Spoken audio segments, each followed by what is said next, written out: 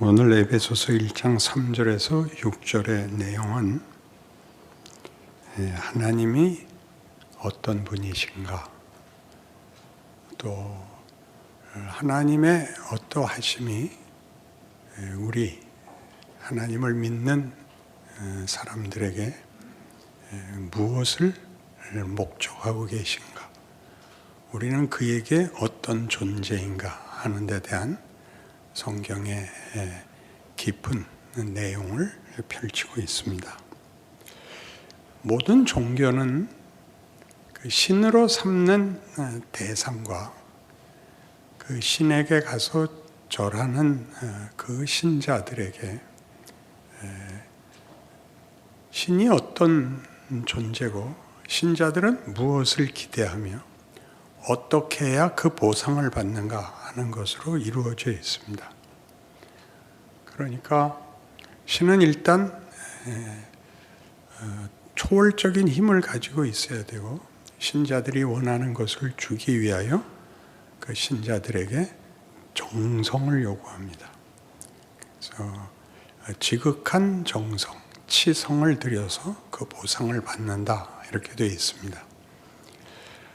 그런데 이런 일반 종교와 기독교의 아주 특별한 차이는, 이 다른 종교에서 신들이 신자의 소원을 들어주는 거라면, 기독교는 그 신이 신자들에게 계획과 목적을 가지고 신자들을 요구하고 있다는 사실입니다. 그래서 기독교 신앙에서 제일 난감한 것이, 우리의 신앙 행위 속에, 특별히 기도 행위 속에 내가 필요한 것을 아뢰는 데에 모든 것을 집어넣고 하나님이 나한테 뭘 하려고 그러는가 하는 데 대한 이해는 상대적으로 약한 것이 많습니다. 그래서 오늘 본문을 보면 놀라운 것이, 다른 신들과 성경이 얘기하는 예수 그리스도의 아버지, 굉장히 놀라운 표현이고 내용이죠. 그 하나님은 무슨 뜻을 갖고 있으며 우리에게 어떤 관계를 요구하는가 하는 것이 오늘 내용입니다. 이 하나님은 천지를 지으신 분입니다. 전능하신 분이라 우리가 이해를 하죠. 근데 이분이 창세 전에 우리를 목적하고 우리에게 어떤 뜻을 계획하고, 그리고 우리가 겪고 있는 역사와 인생은 하나님의 이 계획과 뜻을 이루는 시간이라고 얘기를 합니다. 그러니까 우리는 이제 신앙생활에 있어서 가장 답답한 게, 막막할 때 또는 어떤 한계에 부닥쳐서 무력감을 느낄 때 하나님께 막 해보자고 그러죠. 어떻게 하자는 것입니까? 내가 팔을 하나 띄워달래도 띄워드리겠습니다.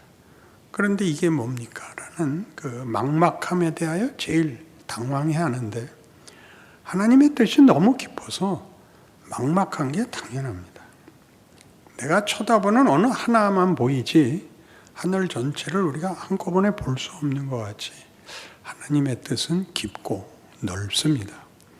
그 깊고 넓다는 걸 이렇게 훌쩍 넘어가자는 게 아니고, 그래서 우리의 신앙 행위에 있어서 하나님이 누구신가, 하나님은 무엇을 목적하시는가, 그것을 어떻게 이루시는가 하는 부분들에 대하여 우리는 이 성경이 설명하는 식에 대하여 주의를 기울여야 합니다.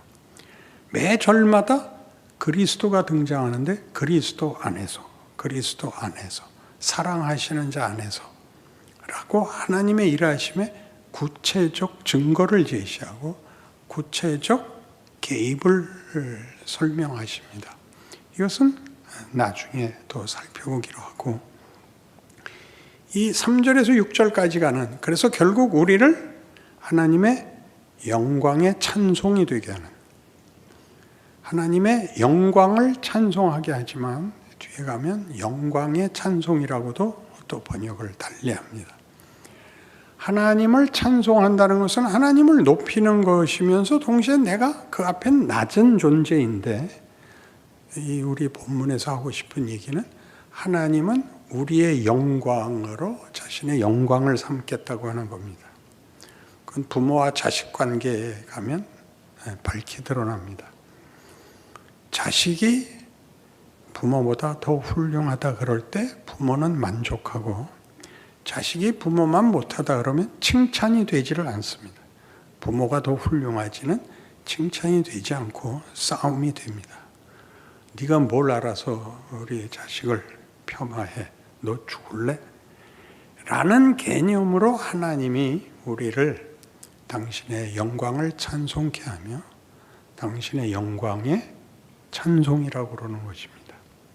그래서 하나님이 이런 목적을, 이런 궁극적 결과를 마음에 두시고 창세 전에 이 일들을 계획하신 것을 시간 속에서 펼쳐내고 있습니다. 그러니까 그게 어떻게 이해되느냐, 왜 이런 이해가 필요하냐면 이것 때문에 그렇습니다. 우리는 모두 기독교 신앙을 예수를 만나는 것으로 시작합니다. 그래서 예수를 만나고 내가 죄인인 걸 깨닫고 예수가 누군지를 알게 되고, 그래서 성경을 따라 들어오고, 그래서 각오하고 마음을 굳히고 예수를 영접하고 천국에 갈 것을 확신하는, 이런 모두가 여기가 출발점입니다. 이 출발점에는 그 선택, 그 각오, 그 헌신에 대한 고백들이 기준이 됨으로써 자신의 신앙을 확인할 때마다 나는 믿었고 넌 안 믿었어 라는 배타적 이분법이 등장을 합니다. 그래서 전도가 굉장히 중요한 임무가 되어서 이런 실존적 신앙관을 가지면 제일 먼저 하는 실천이 전도를 하게 됩니다. 특히 친한 사람들, 가까운 사람들에게 나 혼자 천국 갈 수 없다. 너도 같이 가자. 말을 안 들으면 넌 지옥 가. 영원한 불에 삶아지고 태워지고 그러고도 안 죽어. 라는 공갈을 쳐야 되는 신앙관을 가지게 됩니다. 그러니까 여기에는 말하자면 우리가 보통 살면서 겪는 인생 자체에 대한 내용은 없습니다. 아무것도 아닌 것, 직장을 나가야 되고 매일 똑같은 일을 반복해야 되는 것은 뭔가? 어떤 종교적 결론, 종교적 결과물이 없는 것은 뭔가? 라는 것이 여기에서는 빈자리가 됩니다. 그것이 이제 오늘 에베소서에 나타난 식으로 얘기를 하자면 하나님이 시작을 하는 거죠. 창세 전에 하늘에 속한 모든 신령한 복을 주기로 하는 하나님이 어떤 대상을 만듭니다. 심지어 성경의 표현으로는 하나님의 형상대로 지음을 받습니다. 그게 인간입니다. 그에게 선택권이 주어지고 그에게는 사랑과 믿음이라는 단어로만 관계성이 근거됩니다. 사랑과 믿음이란 능력과 지식에 관한 것이 아니라 그것은 관계성에 있어서 혈육이라는 표현으로 제일 이해하기 좋은, 그건 절대 끊어질 수 없는, 그리고 그 끊어질 수 없는 건 이렇게 부정적인 차원만 있는 것이 아니라 하나님이 자신의 영광을 그 대상에게서 받으시겠다는 것. 그 대상에게서 받는다는 건 그 대상이 하나님의 창조와 목적에 완벽하게 부합함으로써 하나님이 영광을 받으시겠다는 것이 거기에 있습니다. 그래서 이런 식의 이해는 역사적 신앙관이라고 합니다. 역사적 신앙관이라는 건 우리가 실존적 신앙관이라고 하는 예수를 만난 기쁨과 확인들이 그 전에 주인이 있어서 그가 역사의 의지를 가진 어떤 전능자가 창조 세계와 존재의 모든 가치와 결국에 대하여 의지를 가지는 바람에 우리의 존재와 우리가 선택한 가치들이 있다는 것을 알게 되는 것입니다. 그럼 이게 무슨 차이가 있냐? 그러면 이제 우리 대표적인 예로 요한복음 3장 16절 같이 하나님이 세상을 이처럼 사랑하사 독생자를 주셨으니 이는 저를 믿는 자마다 멸망치 않고 구원을 얻게 하려 하심이라. 이게 하나님의 의도입니다. 그러니까 실존적 신앙에서 나는 믿었어, 넌 안 믿었어 하고는 좀 다르죠. 그게 하나님의 의도입니다. 그게 우리에게서 어떻게 결실하느냐는 2차적인 문제고 하나님이 세상을 구원하기로 합니다. 이 구원이라는 말은 여러분 약간 실존적 신앙관에서는 구원이 형벌을 면하는 겁니다. 형벌을 면하는 건데 하나님의 의도는 원래 가졌던 뜻을 이루기 위해서 도입하는 것입니다. 원래 가졌던 뜻은 우리가 하나님의 영광에 찬송이 되는 것입니다. 그러니까 중간에 뭐가 있었던 거죠? 타락이 있었습니다. 인간이 하나님을 거역하는 바람에 하나님과 관계가 끊어져서 생명에서 끊어져 생명에서 끊어지면 모든 존재는 마르고 썩고 소멸됩니다. 그래서 왜 죄값이 사망이라고 하느냐 하면 죄란 하나님으로부터 분리된 것이고 생명에서 분리되면 요한복음 15장 포도나무 비유같이 가지가 줄기에 붙어 있지 않으면 땅에 떨어져 말라 썩고 밟혀 소멸됩니다. 그러니까 죄는 도덕적인 정성 같은 것으로 기준을 삼는 게 아니라 하나님과의 관계에 관한 것입니다. 그러니까 이 하나님으로부터 떠나서 이제 아무리 대단해도 결국 시간이 흐르면 다 썩고 소멸되는 것을 하나님이 그 아들을 보내서 다시 자기와 화해시킵니다. 그래서 뭘 하자는 거죠? 하나님으로부터 전달되는 생명으로 인하여 이 존재가 열매를 맺고 꽃을 피우고 그 위대하고 풍성해지고 충만해지라는 것입니다. 그 기독교 신앙은 믿은 것이 쟨 안 믿었대요 라고 말하는 것이 아니라 예수를 믿지 않은 자가 만들어낼 수 있는 것, 보일 수 있는 것과 믿은 자가 보일 수 있는 것은 천지 차이다 그래요. 그건 초월성이나 경건성 같은 것을 얘기하는 것이 아니라 존재론이 그런 것입니다. 부모가 없는 고아가 가지는 초라함과 부모의 보호 밑에 있는 아이의 풍성함이 대조되는 것 같이 그렇게 다르다는 것이죠. 그러니까 성경이 우리에게 하고 싶은 얘기는 이겁니다. 너는 누구를 비난하고 정죄해서 자신을 확인하지 말아랍니다. 그러니까 쟤는 예수 안 믿는데요. 쟤는 나쁜 짓 한대요. 그러지 말고 너는 그래서 뭘 할 수 있느냐. 예수를 믿었다는 것, 하나님의 생명에 다시 연결이 됐다면 인간이 인간 되는 모양이 무엇이더냐 라고 우리에게 묻는 것입니다.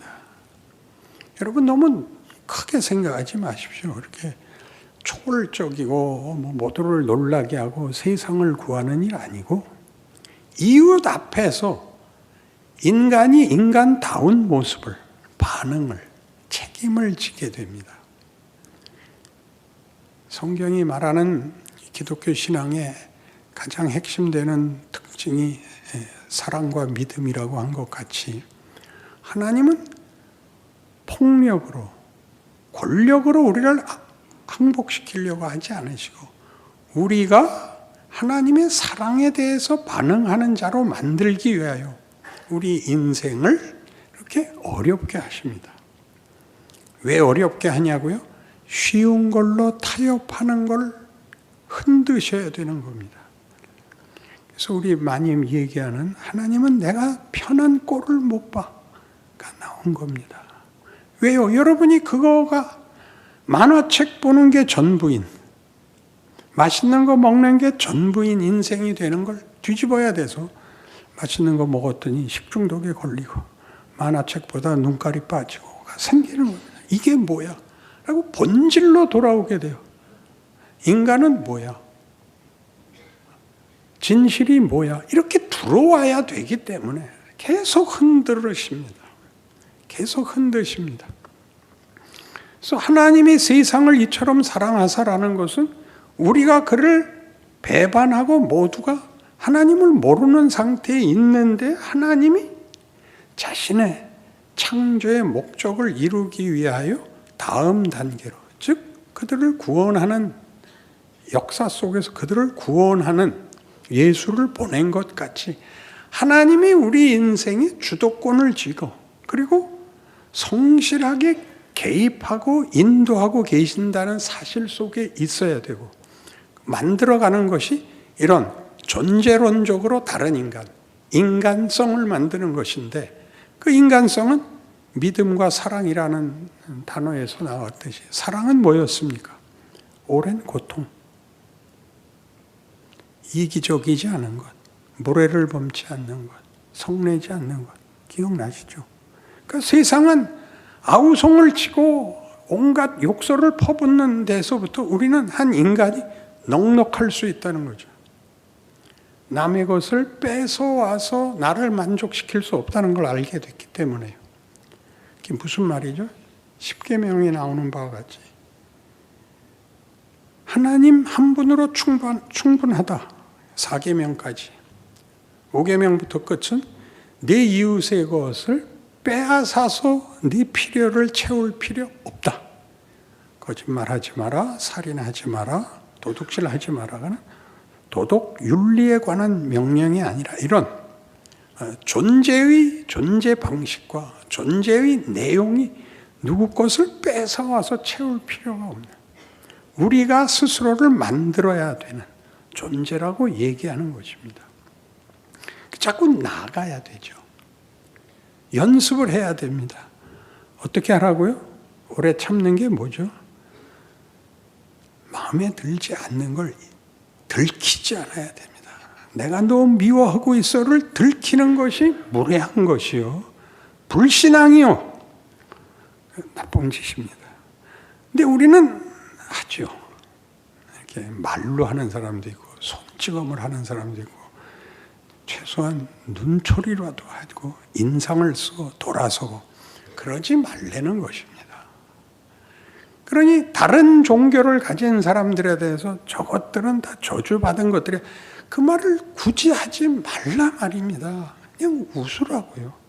그들도 쩔쩔매서 그러는 거예요. 혼자서는 인생을 감당할 수 없는데 하나님이 만나줘야 만나죠. 할 수 없어요. 그러면 정성이라도 갖다 자기 정성이라도 묶어야 견딜 수 있어서 헛된 일을 정성을 다해서 하지요. 그 불쌍하게 봐야 됩니다. 동정하라는 뜻이 아닙니다. 동정하는 것은 괘씸한 겁니다. 우리는 동정할 만큼의 실력이나 지위를 가지지 않았습니다. 그들을 정말 그냥 불쌍히만 생각하십시오. 나는 은혜를 입어서 하나님을 알게 됐고 예수 안에 있고 존재론과 운명에 있어서 우리는 굉장한 영광과 승리가 있다를 알아야 됩니다. 그걸 아는 건 얼마나 다른가요? 그러니까 매일에 반복되는, 매일에 오는 이 위협들, 너 그렇게 해갖고는 못 살아라는 이 도전, 약육강식의 무한 경쟁의 도전, 먹고 살기 바쁜 데서 바쁘게 살아야 되고 내일을 오늘 다 준비할 수 없는 상황 속에서 넉넉할 수 있는 것, 여기가 신앙의 최고의 훈련 내용인 것입니다. 내 눈물부터 닦지 않고 옆 사람 눈물부터 닦아주는 것을 하는 거죠. 너 내가 이 말은 안 하려고 그랬는데 넌 다 좋은데 넌 너무 깍쟁이야. 이 말 하지 말라는 거죠. 그가 지가 잘못해서 욕먹고 울게 됐는데 가서 야, 나는 네 편이야. 너 혼자라고 생각하지 마라. 언제든지 필요하면 나를 불러. 이걸 하라고요. 이걸 하려면 얼마나 오래 걸리죠? 이게 오래 걸린다고요. 죽기 전에 할 수 있을지. 그러나 갖고 있어야 될 거 아니에요.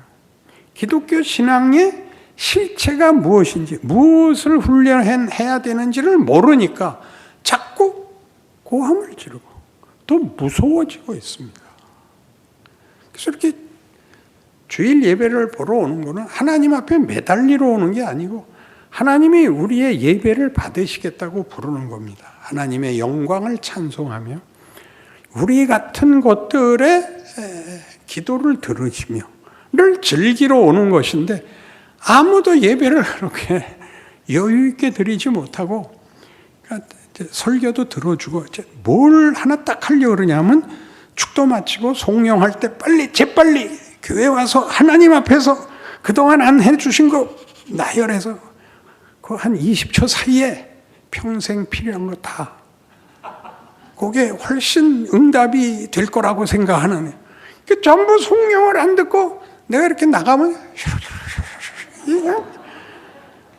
그런 거 다 내려놓으세요. 하나님이 우리 필요한 거 다 아세요. 예배를 보는 걸 즐기시고 하나님이 나를 기뻐하시고 나를 본다고 그러셨다. 그래서 내가 나왔다. 니들이 뭐라 그러는 거 나와 상관없다. 넌 너나 잘해라. 그런 배짱으로 환한 얼굴로 하나님 오늘 나왔습니다. 나 돌아가면 또 고생하는 거 알고 있습니다. 그러나 나 포기하지 않겠습니다. 하나님이 포기하지 않으시기 때문에 하나님이 그 아들까지 보내시고 십자가에 달아매셨기 때문에 나도 견딜만 합니다. 내가 정 못 견디면 내가 울겠습니다. 그럼 하나님 같이 울어주시는 줄 내가 압니다. 그게 신앙이에요. 오늘 내가 목이 쉬어서 핏대도 못 지르고 억울해 죽겠어요. 신앙이 뭔지를 모르고 하나님이 너무 멀고 예수님이 죽었다는 것도 그냥 지극정성으로만 받아들이고 얼마나 정말 피와 살이 섞이는 정말 무한한 다정함, 무한한 편들미, 인간이 상상할 수 없는 신이라는 사실을 모릅니다. 그에게 부름을 받을까? 아니, 그가 우리를 만들었고 그가 우리를 부르고 우리 아니면 영광을 안 받으시겠다 그러고 혼자서는 절대 쉬지 않겠다 그럽니다.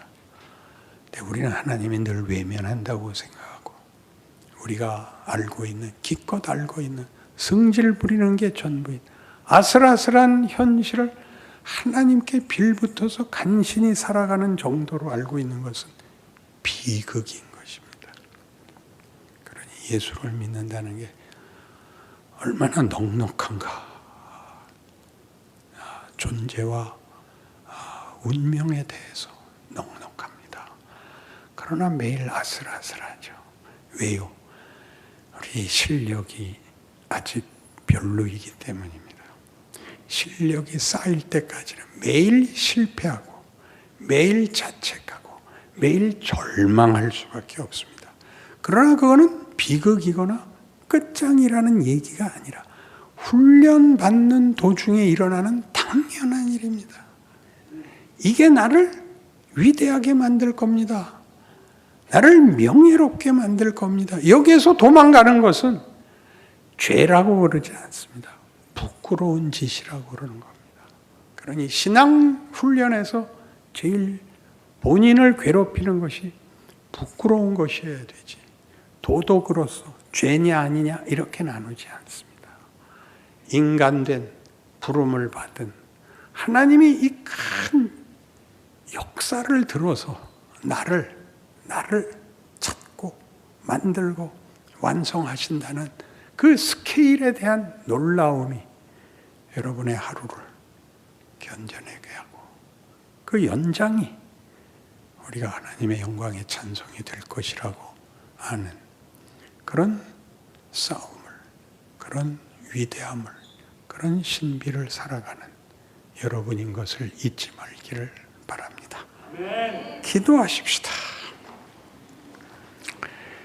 하나님 아버지, 하나님이 우리에게 정말 목숨을 걸고 있습니다. 이런 사랑을 받는 인간이 어디에 또 있겠습니까? 이 사랑을 받는데 왜 우리는 힘든가요? 우리가 못나서 그렇습니다. 우리는 밤낮 쉬운 걸로 타협하자 그럽니다. 하나님이 그렇게 안 하신다는 사실에 감사드립니다.